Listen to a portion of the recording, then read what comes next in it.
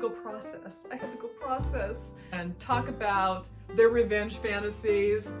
I mean, how was that not fun? I had to get up, I had to go sit outside in my backyard, and where you just see dollars floating, flying away from your life forever.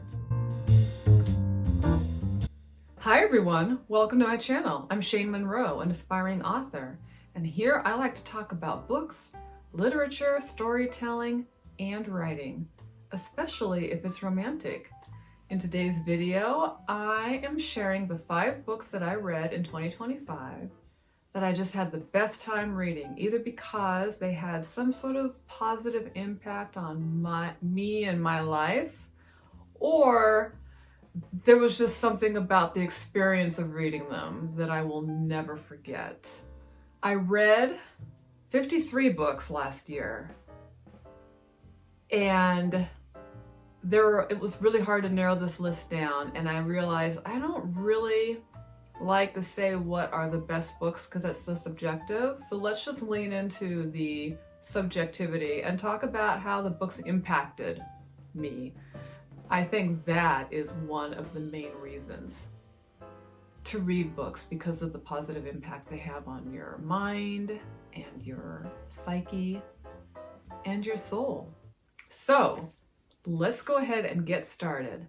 The first book is Before I Let Go by Kennedy Ryan. Now, I read 4 books by Kennedy Ryan last year, so it was really hard to pick one, but I said, let's just go with the first one, the first book in the Skyland series, which was her trilogy following 3 different friends in this friend group and their respective romances. And the third and final book in that series just came out last year, and I read the entire series. And the first one is Before I Let Go, and that is a book about, it's a second chances story about a divorced couple who might be finding their way back to each other. We have Yasmin and Josiah Wade, who were just madly in love, but they were really in it, and they had a family and they had a business together, and so something happened that tore them apart. But they still are co-parenting and they still share ownership in the business, so they have to still keep being around each other. And as their lives continue to be intertwined, some feelings begin to resurface. The reason why I remember reading this book so much is because it is a story about working through grief. The main character, Yasmin, is working through grief, and she's seeing a therapist, and she's slowly, trying to come back to feeling, I guess, normal again. And I just loved how this book made me really think about and appreciate the value in taking the time and claiming the space that you need in order to heal from something that was devastating. And it's kind of funny because one of the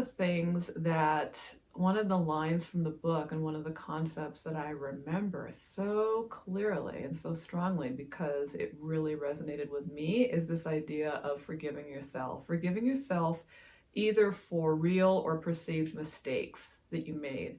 Everybody makes mistakes, we're all human. And we all, I think, sometimes take maybe a not accurate or a fully justified responsibility for things that maybe we didn't have control over.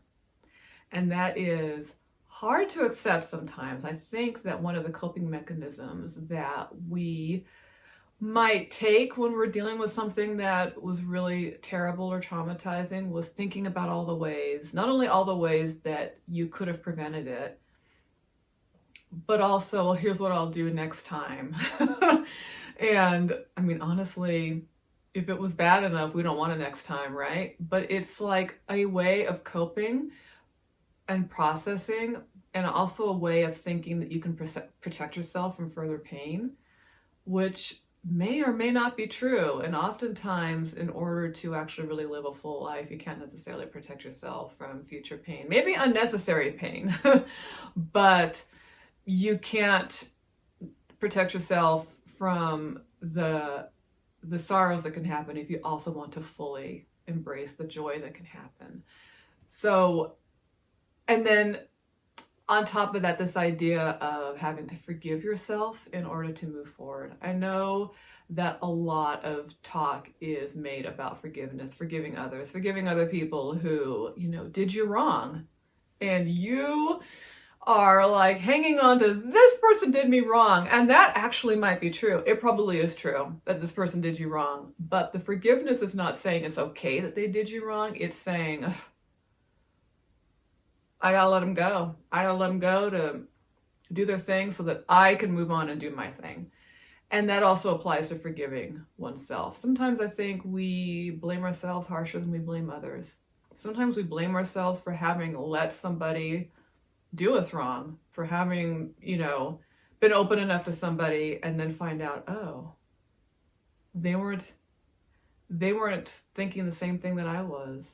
They didn't have my best interest at heart, even if I had their best interest at heart. What does this have to do with the book? Not that specific part maybe doesn't have to do with this particular story. That actually applies to the second book. The second book in the series, without giving anything more away. But the first book really made me think a lot about forgiving oneself and how important that is and how hard that might be. But it is necessary to, I think, take healthy and joyful steps forward in life, particularly when recovering from something that is truly a devastating loss. So that is Before I Let Go by Kennedy Ryan. The next book that I remember reading, now for something completely different. Let's do a complete 180. The next book I want to talk about is Next Door Nemesis by Alexa Martin. I know I've talked about this book probably more than once or twice on this channel. But here is the thing. Well, first let's talk about what this book is about. Okay, this book follows Collins Carter, who is an aspiring screenwriter, and she was living in LA working on doing her thing, working on her scripts. And then something happens that makes her have to basically put her tail between her legs and go back to her hometown in the Midwest and hide out with her family until things blow over and she figures out what she's going to do to recover from this career disaster. And when she comes back to town, she runs into her old friend, Nathaniel Adams, who, when they parted, they did not part on good terms. And now, not only is he like all up in her life, but he's not looking too bad. He's looking really good. And how dare he look good, because they did not part on good terms. So the story is about her dealing with that and also, trying to figure out how to get her life back on track after what went down in LA. So this book, what I remember so much about this book was just laughing out loud. It has almost this kind of childlike energy to it and just a lot of joy and brightness. And you know what? I was rereading. So at the end of the year, I like to go reread my old daily journals, because I do daily journal to help me process everything that's going on in this head every minute of every day. And I like to reread so that I can kind of see how far I've come. I can kind of, evaluate whether things are still bothering me and I need to work on them more, or maybe be like, oh wow, that whole thing is over with. I really have moved on, or I really have grown or learned or improved this thing that I wanted to improve. And what I was noticing is that at the beginning of last year, I was really struggling a lot with depression and anxiety. I mean, honestly, I'm still struggling with anxiety. But the depression, there was this entry after entry of I think I'm depressed. I don't know why I'm so depressed. I did not want to get out of bed this morning. And the one thing that was also happening was that I was reading this book and I'm realizing how much this book was a respite from all that other bad stuff, to the point where I was like, dang, I had forgotten that I was so depressed.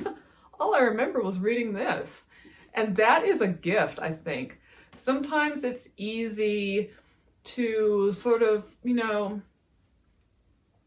blow off a book that is just a really fun and funny romance as that's just fluff. No, it isn't. If this is bringing you joy and laughter which are things that I think all of us want more of in our life and is getting you through a depressing time, then this is gold. So that is Next Door Nemesis by Alexa Martin. Okay, the third book, actually kind of along the same lines. I read this, is Funny Story by Emily Henry. Let's talk about the book first. I read this, I think, in April, so mid-spring, right in the middle of spring. This is a roommates to lovers story. It is about, let me get the names right here, Daphne. That's what I thought. Daphne was getting ready to get married to this guy.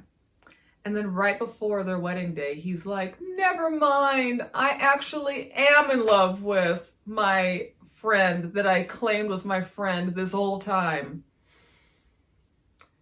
And funnily enough, this friend that Daphne's fiance has decided he's in love with, well, she also has a boyfriend that is now going to be an ex because she's run off with Daphne's fiance. And that ex is none other than Miles Nowak. And he's like just as devastated and completely blindsided as Daphne is. And he also doesn't have a place to live because he was living with a woman that just like kicked him out because she's like, I want to marry my friend, my best friend. That was really truly my best friend. So Daphne and Miles are now roommates and they're both recovering from their respective heartbreaks / jilting. And it goes on from there. And I just remember just literally like kicking my feet with glee over the whole setup. It turns out I really love a roommates to lovers story.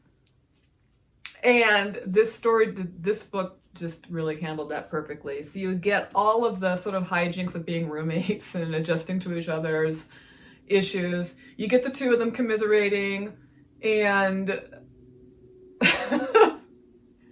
as a reader, I just really enjoyed watching them commiserate over their evil exes and talk about their revenge fantasies. I mean, how is that not fun? And they're both really funny, and they also like kind of like get each other and get along.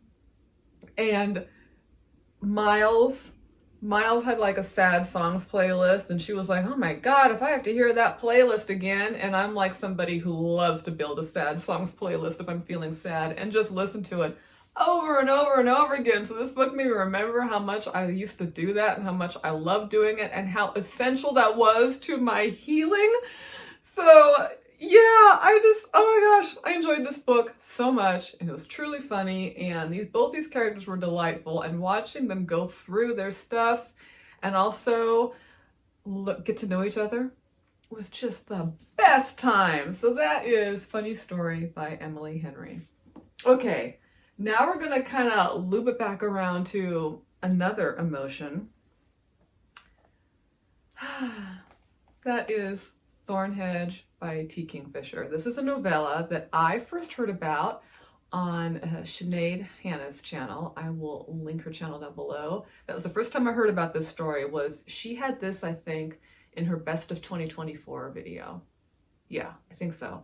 And there was just something about the way she described it. She said it was it's a retelling of Sleeping Beauty, and the way she talked about how that myth was sort of subverted and twisted, and the main character is little totaling. I was like, ooh, I think I want to read that book. So I checked it out on my Libby app one late summer. It was late summer when I read this, and said, I think I might be able to knock this out in a couple days. This never happens. I am a slow reader, but I knocked this out in a Saturday afternoon, could not stop reading. And I got to the end of the book, and I just literally burst into tears, ugly, happy tears, because it was such a beautiful ending. And then there was an epilogue. I usually don't like epilogues. I'm usually like, we didn't need to see we just needed the end. The end was fine. Let my imagination take off from there. But no, this epilogue was needed. And when I read the epilogue, then I cried even harder. Happy tears though.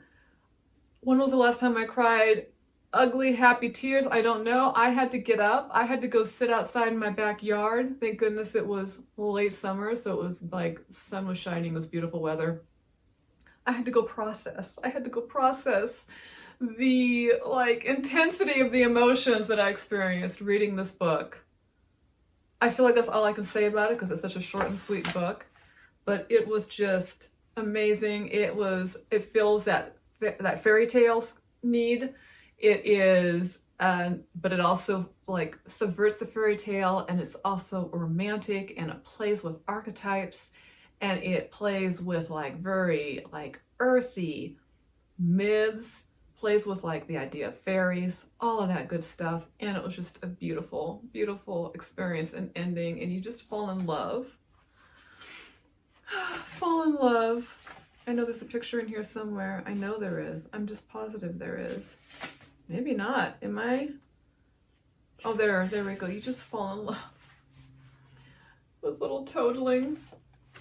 And yeah, I don't know what else to say about it except that I will never forget reading this story. Every time it's mentioned, it's like, oh yes, Thornhedge. So, Thornhedge by T. Kingfisher. Last but not least, I read in December for the 250th anniversary of Jane Austen's birthday. I read Pride and Prejudice. Now, this wasn't my first time reading Pride and Prejudice. I read it way back when during this time when I was like reading a lot of books after I graduated college, and I was working like my first real job, and I was on this like old classics kick, and I read Pride and Prejudice, and I remember reading it the first time and being like, oh my God, this is so funny, this is so witty, and like calling up my mom and being like, you've got to listen to this takedown that this character just did. The characters, let's talk about the characters. So Pride and Prejudice, famous story of Elizabeth Bennet, who needs to get married because during this time that was what women were supposed to do if they wanted to have decent lives, was get married, because the alternatives were not that great. There weren't a whole lot of options for women to make their own money. So getting married to somebody who was well off was like the main way to secure your future. And she is, I think, the second oldest of 5 daughters that the mother is trying to marry off. And she, at one of these events, one of these balls where women are supposed to meet men and meet prospective husbands, she is introduced to Mr. Darcy, who their first meeting, not great. He says something that she's like, well, damn, you're kind of an ass. And he's like, oh, you're one of these women at this ridiculous ball that I'm supposed to talk to, even though I don't even want to be here. I'm here for my friend Bingley. And it goes from there. Okay, let me tell you. First off, I even got more out of this book than the first time I read it. And I got a lot out of it the first time I read it. Jane Austen's writing is just so freaking funny. She's doing like the social satire, but she's also really digging into like just basic human psychology. And we can sort of recognize either ourselves or people that we know in just about every character. And the way she just sort of unearths that and puts it in the most funny, witty, biting, cutting way was just, gosh, it was so much fun and a delight. And every day when I would go to sit down to read, I'd be like, what craziness is going to happen now? And here's how you know a book is working for you. I had to go to the dentist. I had to get some work done on my tooth. And I was really worried about it because it was definitely the kind of work where it's like, well, let me go dig into my savings to pay for this. It was like, ka-ching. And, where you just see dollars flying away from your life forever.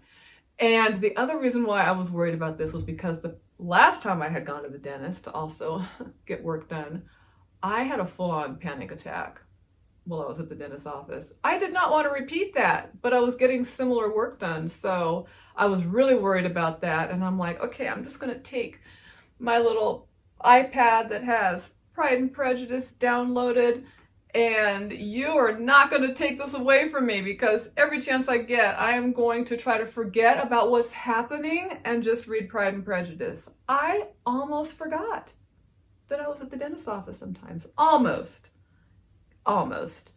And now when I think about getting the necessary work done, I didn't have a panic attack, and I don't remember all the discomfort, because even with all the Novocaine, it's still really uncomfortable experience. I barely remember that. Mostly what I remember is that I was reading Pride and Prejudice, and all of the characters were revealing themselves to either be like, oh, I was wrong about that, or wow, this character is even more petty than I thought, or oh, yeah, this character just didn't have a bit of sense. Poor thing. God, it was a great time. It was just a great time. So that is Pride and Prejudice by Jane Austen. And those are the 5 books that I just had the best time reading in 2025. If you want to hear me talk more about the Kennedy Ryan Skyland series, check out my romance chat video where I talk about the first 2 books in the series, because the 3rd book hadn't come out yet. And then check out my end of summer wrap up where I talk about the 3rd book in the series, Can't Get Enough. Please subscribe if you would like to see more videos from me. And until next time, bye.